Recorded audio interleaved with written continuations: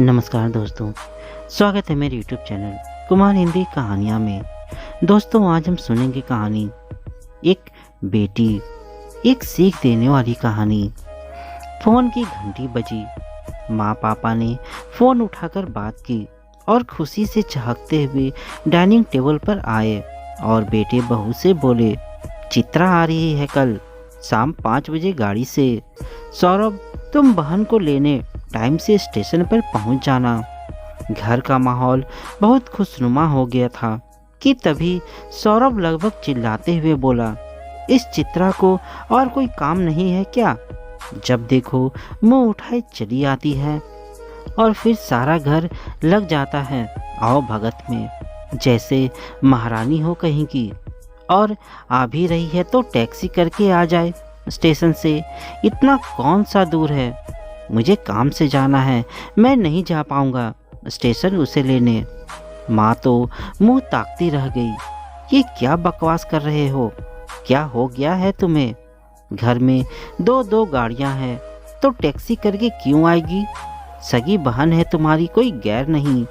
और दामाद जी क्या सोचेंगे कि ससुराल वालों को कोई फर्क ही नहीं पड़ता हमारे आने से। इकलौती बेटी का कोई मान सम्मान है कि नहीं? अभी दिन ही कितना हुए हैं शादी को। पापा बोले, तुम रहने दो, मैं खुद ही चला जाऊंगा। अभी मैं जिंदा हूँ, मरा नहीं। बेटी हमारी है, हम देख लेंगे, तुम अपना काम देखो।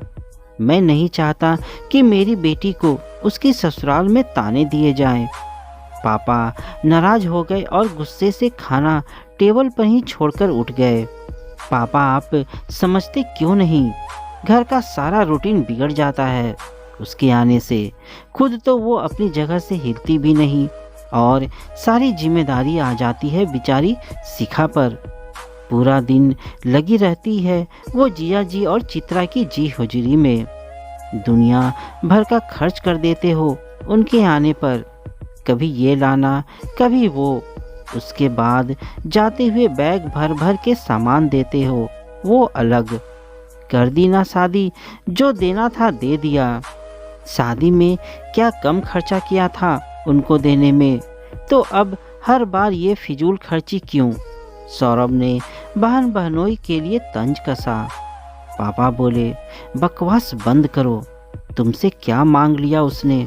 मेरा पैसा है, मेरा जो मन करेगा वो दूंगा अपनी बेटी को। तुम होते कौन हो उसको लेन देने का हिसाब रखने वाले? दिमाग खराब हो गया है। पापा फिर से गुस्से में बोले। सौरभ दबी आवाज में फिर बोला, पता नहीं ससुराल में मन क्यों नहीं लगता जो रोज रोज चली आती है। पापा गुस्से से फट पड़े, क्यों नहीं आएगी? बेटी है वो हमारी, उसका भी उतना ही हक है घर पर जितना तुम्हारा। उसका भी घर है ये, जब चाहे आएगी और जितने दिन चाहे रहेगी, उसका पूरा हक है। जिसे परेशानी है उसके आने से वो जा सकता है यहाँ से। इतना अनाप शनाप बकने की जरूरत नहीं है। मुझे कुछ नहीं हुआ है पापा, सौरभ ने धीमे स्वर में कहा। आज मैं बस यही बोल रहा हूँ जो आप और माँ हमेशा बोलते थे बुआ के लिए। देखा ना कितना बुरा लगता है जब अपनी बेटी के लिए कोई ऐसे बात करता है। आप लोग भी तो हमेशा से यही करते आए थे बुआ के साथ। कभी सोचा दादी को कैसा लगता था अपनी बेटी के लिए आप लोगों का ऐसा व्यवहार? बुआ बेचारी जब भी आती थी कुछ न कुछ लाती ही थी हम सब के लिए। बदले में क्या चाहती थी वो? बस थोड़ा सा सम्मान और प्यार ही ना। तब आप लोगों ने फूफा जी और बुआ के ससुराल के सम्मान के बारे में सोचा? माँ और पापा निःशब्द खड़े थे। बुआ ने आप लोगों से कभी कुछ मांगा? कभी ऐसा हुआ कि हमारे परिवार पर कोई परेशानी आई हो और बुआ और फूफा जी मदद के लिए सबसे आगे ना खड़े हों? उनसे मदद लेना तो स्वीकार था आपको, लेकिन उनका आना नहीं। लगातार बोले जा रहा था सौरभ। दादी ने कभी आपसे यह नहीं कहा कि बुआ के लिए सामान लेना है, पैसे दो।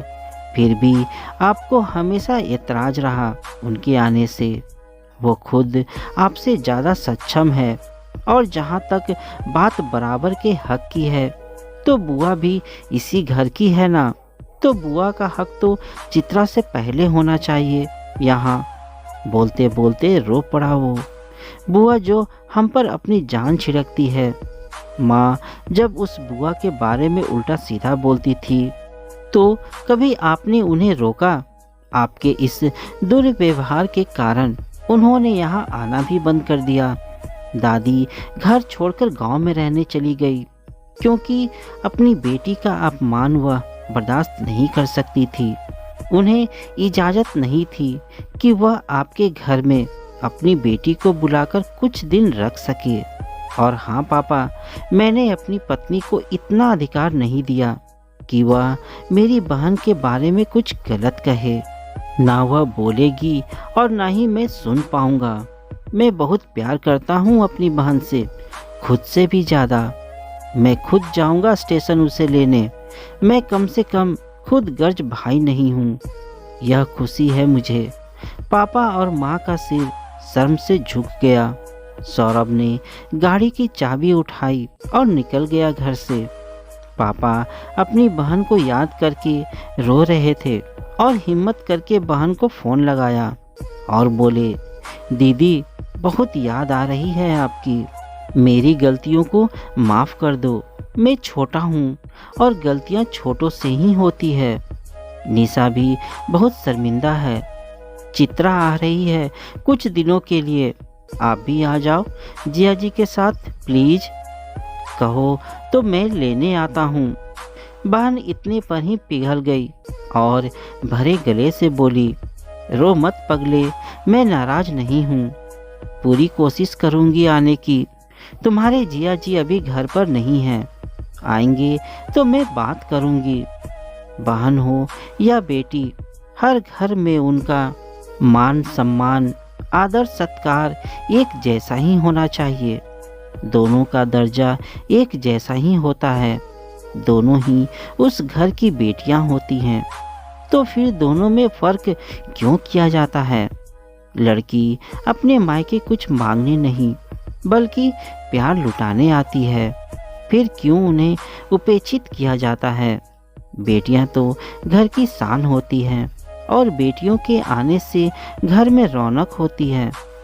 अपनी छोटी सी बच्ची को दिल से लगाकर रखते हैं हम लोग, और यह भूल जाते हैं कि बहन या ननद भी तो बेटियां ही होती हैं घर की।